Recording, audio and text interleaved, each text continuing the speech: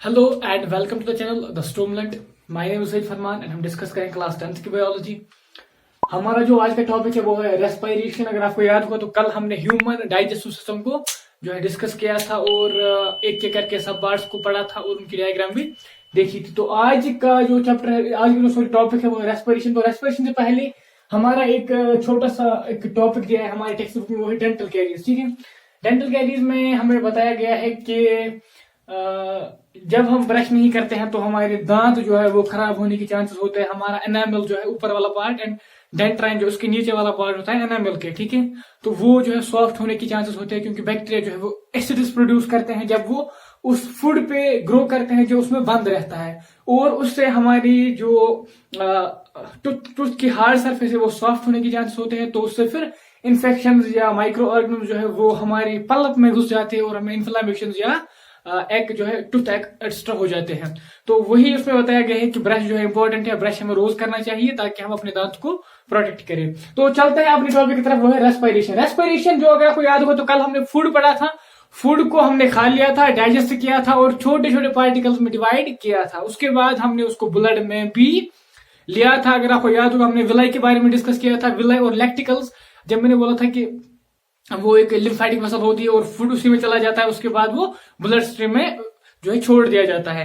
Blood stream में food जाके जो है हर एक सेल तक पहुंच जाता है क्योंकि ब्लड जो है वो मूव करता रहता है हमारी बॉडी के डिफरेंट पार्ट्स में और फूड को वो ट्रांसपोर्ट करता है। हर एक टिश्यू में हर एक सेल जो है अपना अपना पार्ट लेती है, अपना अपना फूड लेती है। जब सेल के अंदर फूड चला जाता है, अब फूड से एनर्जी कैसे आती है, वो आती है रेस्पिरेशन को। ठीक, तो रेस्पिरेशन की प्रोसेस ही रेस्पॉन्सिबल है फूड से एनर्जी निकालने के लिए। तो कैसे होती है डिस्कस करेंगे। Break down of glucose to obtain energy, उसको हम रेस्पिरेशन कहते हैं। रेस्पिरेशन की सिंपल टर्म्स में अगर हमें बात करनी हो तो हम कह सकते हैं burning of food to release energy, और the break down of glucose to energy, break down of food to release energy extra. जो भी आपको अच्छा लगता है आप उसको अडॉप्ट कर सकते हैं। यहाँ पे सिंपल से टर्म ये कि फूड को ब्रेक करके एनर्जी निकालने को हम रेस्पिरेशन कहते हैं। मोस्ट टाइम्स आपको ये रेस्पिरेशन लेते हैं हम कि जब हम बोलते हैं कि मैं एयर इन लेता हूं और एयर को एक्सहेल करता हूं तो उसको हम रेस्पिरेशन बोलते हैं, क्योंकि ये एक प्रोसेस है, रेस्पिरेशन का एक पार्ट है, इसको हम ब्रीदिंग कहते हैं। ठीक, ये रेस्पिरेशन नहीं है, ये ब्रीदिंग है। रेस्पिरेशन है जब हम सेल में, पर्टिकुलर सेल में जब फूड से एनर्जी रिलीज की जाती है उसको हम रेस्पिरेशन बोलते हैं।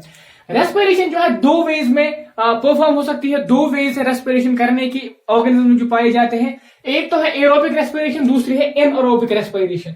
ठीक, एरोबिक रेस्पिरेशन वो वाली रेस्पिरेशन है जहां पे ऑक्सीजन का यूज किया जाता है। ठीक, जहां पे ऑक्सीजन को यूज करके एनर्जी रिलीज की जाती है। लेकिन एनएरोबिक रेस्पिरेशन में क्या होता है, यहां पे ऑक्सीजन का यूज नहीं होता है।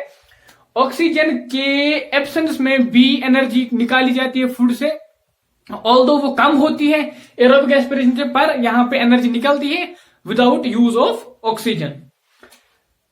फर्स्ट स्टेप जो रेस्पिरेशन में है वो है common, both aerobic and anaerobic में पहला स्टेप दोनों में सेम होता है। ठीक, first step common in both types, glycolysis के नाम से हम उसको जानते हैं। जो पहला स्टेप है उसको हम बोलते हैं ग्लाइकोलिसिस। याद रखना है आपको, ग्लाइकोलिसिस होता है पहला स्टेप रेस्पिरेशन में, एंड ये स्टेप जो है कॉमन होता है एनारोबिक एंड एरोबिक रेस्पिरेशन में। ठीक है, हेयर ग्लूकोज जो 6 कार्बन मॉलिक्यूल होता है, ग्लूकोज में 6 कार्बन होते हैं। अगर आपको ग्लूकोज की फॉर्मूला याद होगी C6H12O6, तो C6 जो है यहाँ पे मानिए कि यहाँ पे 6 कार्बन है उस मॉलिक्यूल में, is broken down into pyruvate. इसको हम पाइरुवेट में ब्रेक करते हैं। पाइरुवेट एक एक कंपाउंड का नाम है जो 3 कार्बन होता है, जिसमें 3 कार्बन होते हैं। एक ग्लूकोज मॉलिक्यूल को हम 2 पाइरुवेट या पाइरुविक एसिड मॉलिक्यूल में ब्रेक करते हैं। ठीक है, तो इन द प्रोसेस या through the process of glycolysis और इन साइटोप्लाज्म। ये जो प्रोसेस है ये साइटोप्लाज्म में हो जाती है, क्योंकि जो भी ऑर्गेनिज्म है, लिविंग ऑर्गेनिज्म है, उनमें सेल में साइटोप्लाज्म होता है, तो ये सबके साइटोप्लाज्म में ही ये वाली प्रोसेस हो जाती है। पहला स्टेप आपको अच्छे से समझना है कि पहला स्टेप जिसको हम ग्लाइकोलिसिस बोलते हैं। ग्लाइकोलिसिस में क्या होता है, ग्लूकोज मॉलिक्यूल जो कि 6 कार्बन मॉलिक्यूल है उसको हम 2 छोटे छोटे मॉलिक्यूल्स में डिवाइड करते हैं, जिनको हम पाइरुवेट बोलते हैं या पाइरुविक एसिड बोलते हैं। वो 3 कार्बन मॉलिक्यूल्स होते हैं। ठीक है, यहां तक सिंपल है।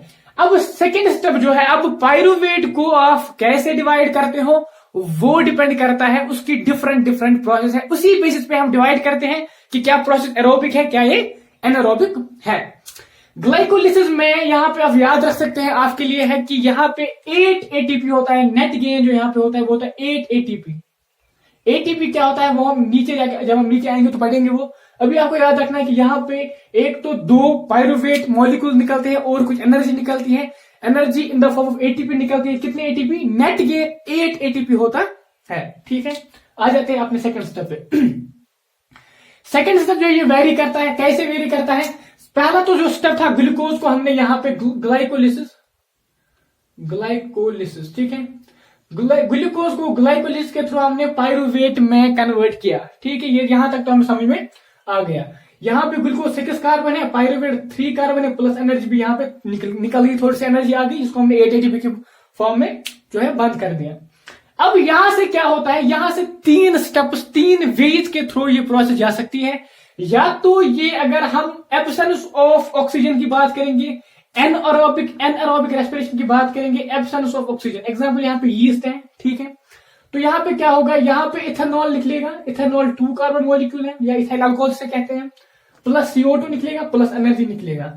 ये जो यहाँ पे साइन दिख रहा है आपको डाउन, जो इसका एरो है, इसके माने कम एनर्जी निकलेगी as compare to aerobic respiration. ठीक है, पहले स्टेप में क्या होगा, पहला जो वे है इसको ब्रेक करने का पायरुवेट में, उसमें क्या होता है, पायरुवेट को in the absence of oxygen ethanol plus carbon dioxide plus energy में ब्रेक किया जाता है। एग्जाम्पल है यीस्ट। ठीक है, यीस्ट याद रखना है आपको यहाँ पे। इस प्रोसेस को हम फर्मेंटेशन के नाम से जानते हैं। क्या? फर्मेंटेशन। ठीक है, फर्मेंटेशन के नाम से जानते हैं हम जब यीस्ट में या कोई ऐसी प्रोसेस होती है जब पायरुवेट को हम इथेनॉल प्लस CO2 में डिवाइड करते हैं, उसको हम बोलते हैं फर्मेंटेशन। ज्यादातर हम यीस्ट को यूज करते हैं क्योंकि यीस्ट में इनहेरिटेड प्रॉपर्टी है कि वो जो है पायरुवेट को या ग्लूकोज को एनर्जी प्लस इथेनॉल में डिवाइड और कार्बन डाइऑक्साइड में ब्रेक करता है। तो इसको हम फर्मेंटेशन बोलते हैं, इस वाली प्रोसेस को। इसको ये रखते हैं, लास्ट वाली प्रोसेस पे आ जाते हैं, थर्ड वाला।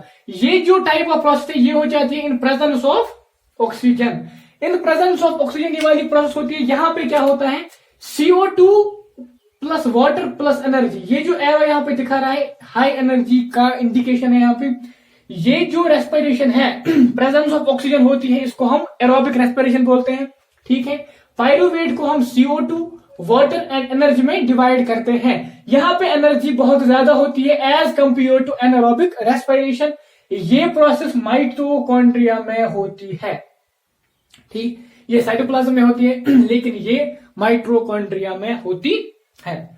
आगे समझे आपको कि एनारोबिक एंड एरोबिक में क्या डिफरेंस है, एरोबिक में क्या बनता है, एनारोबिक में क्या बनता है।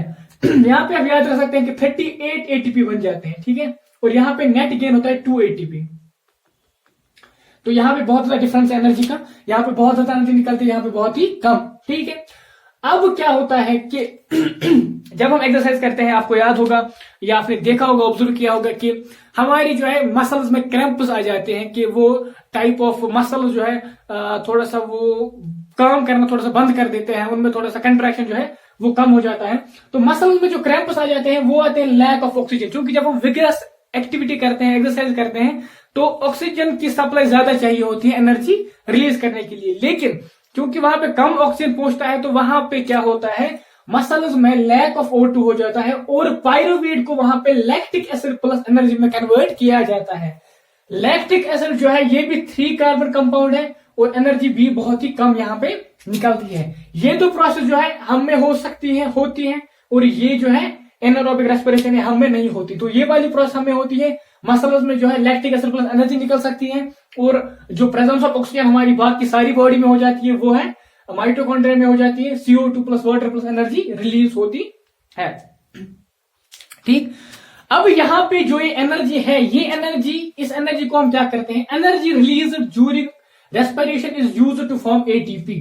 हम इस एनर्जी को क्या करते हैं, हम इस एनर्जी को यूज करते हैं ATP बनाने में। अब ये ATP क्या है, ठीक है, अगर आपको याद होगा जब हमने माइटोकॉन्ड्रिया पढ़ा था, मैंने बोला था ATP को energy currency of the cell. तो एटीपी यहां पे हम देखेंगे एटीपी क्या है। एटीपी एडेनोसिन ट्राइफॉस्फेट, ठीक है। एडेनोसिन होता है और 3 फॉस्फेट होते हैं। इसमें एक कंपाउंड है जिसमें एडेनोसिन होता है और 3 फॉस्फेट ग्रुप होते हैं। अब हम कैसे एटीपी बनाते हैं और एनर्जी इसमें कैसे स्टोर रहती है ये डिस्कस करेंगे। क्या होता है कि जैसे ही हम एडीपी होता है एडेनोसिन डाइफॉस्फेट, ठीक। एक तो एडेनोसिन और 2 फॉस्फेट, ठीक है। एडीपी कहां से बनता है, एक तो एडेनोसिन प्लस फॉस्फेट जब बनता है तो बनता है एएमपी एडेनोसिन मोनोफॉस्फेट। उसके बाद और एक फॉस्फेट ऐड होता है तो बनता है एडीपी एडेनोसिन डाइफॉस्फेट। उसके बाद हम उसको दूसरा फॉस्फेट ऐड करते हैं, तीसरा फॉस्फेट जब आ जाता है तो ये बन जाता है ADP plus P adenosine diphosphate plus phosphate. तो इसको हम बोलते हैं एटीपी एडेनोसिन, एक तो यहाँ पे 2 फॉस्फेट और ये फॉस्फेट 3 फॉस्फेट एडेनोसिन ट्राइफॉस्फेट, ठीक है। एडेनोसिन ट्राइफॉस्फेट का जो ये बॉन्ड होता है, ये बॉन्ड इसको क्रिएट करने के लिए एनर्जी लगती है, ठीक है। याद रखना है, सिंपल तरीके से समझना है कि क्या है। यहां पे जब हम एडीपी प्लस फॉस्फेट को मिलाते हैं तो यहां पे ये बॉन्ड क्रिएट करने के लिए हमें एनर्जी लगती है। वो एनर्जी उसी बॉन्ड में स्टोर होती है। मतलब जब हम ये बॉन्ड तोड़ देंगे तो वो एनर्जी बाहर आ जाएगी, वो एनर्जी फिर से निकलेगी।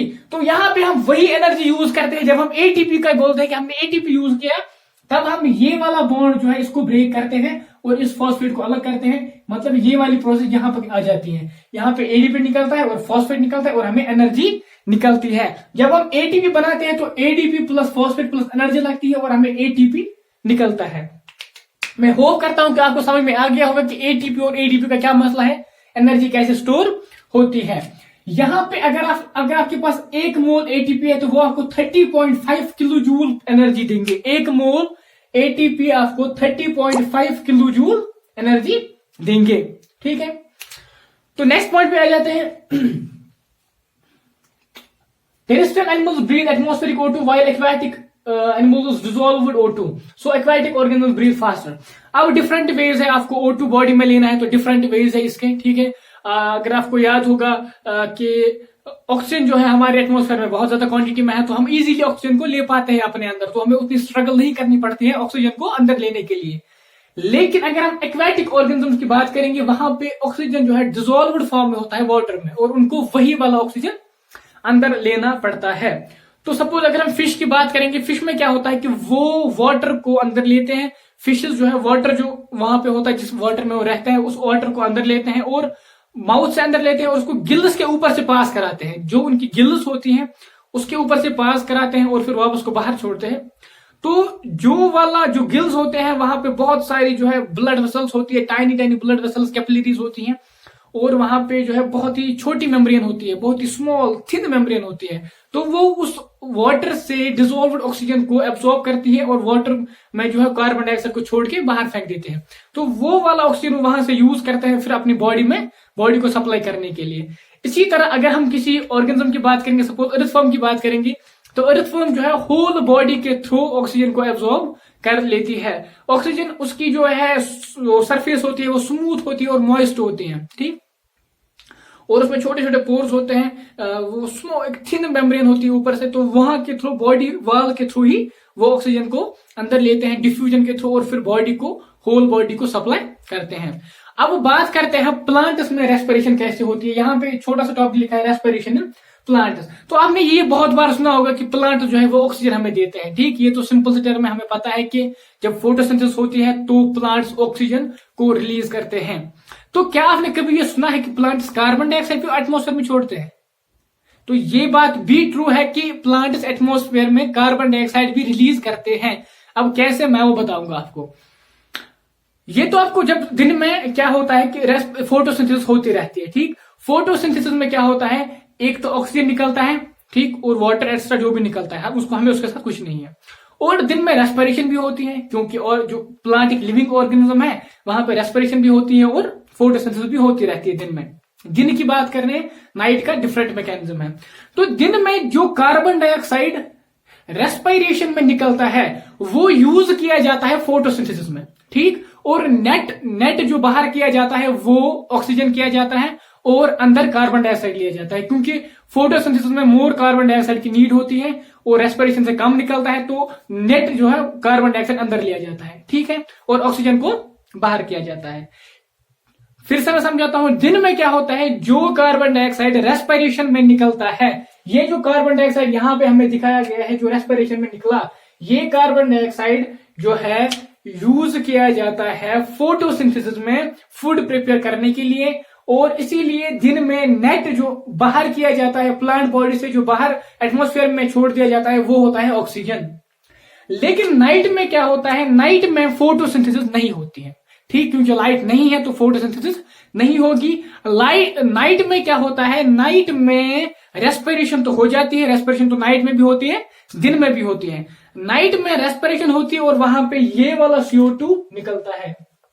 अब इस CO2 को नाइट में क्या किया जाएगा, आपके अकॉर्डिंग इस CO2 को नाइट में क्या करना चाहिए?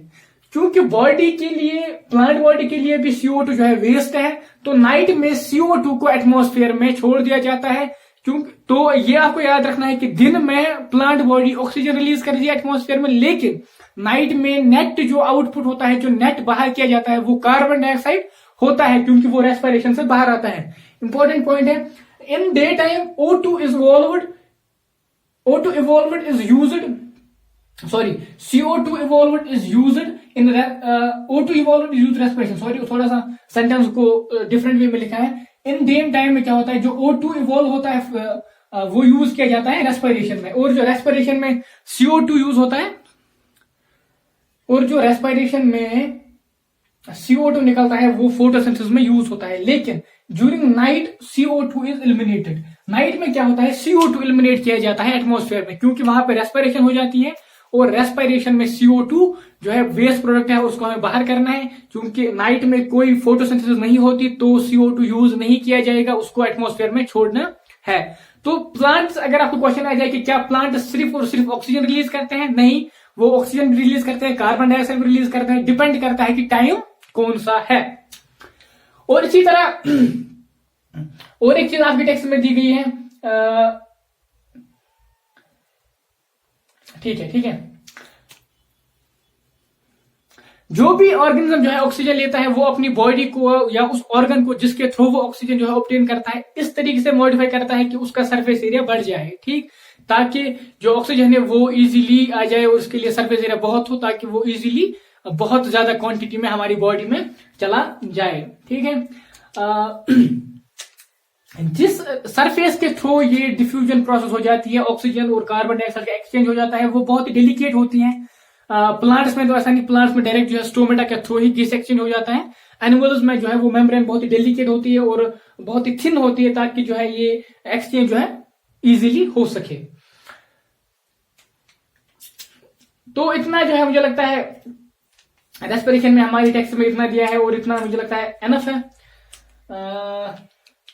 सिंपल रेस्पिरेशन में। अब इसके बाद हमारा जो टॉपिक रहता है वो है रेस्पिरेशन इन ह्यूमन बींग्स, ठीक।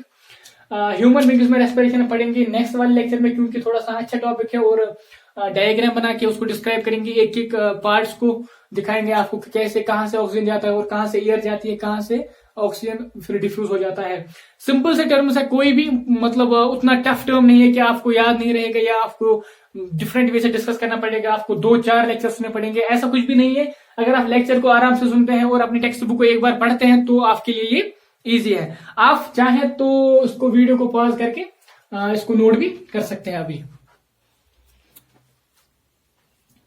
बाकी वही जो है वीडियो को शेयर करना है अपने फ्रेंड्स के साथ, जो आपके फ्रेंड क्लास 10th में है या क्लास 10th में पढ़ रहे हैं या आने वाले हैं, उनको पहले ही बताना चैनल के बारे में, ताकि वो इधर उधर के लेक्चर न देखें फिर समझ में ना आ जाए।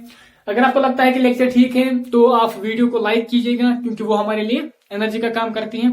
अगर आप नए हैं तो चैनल को सब्सक्राइब करके जाना है। बाकी thanks for watching, thanks a lot.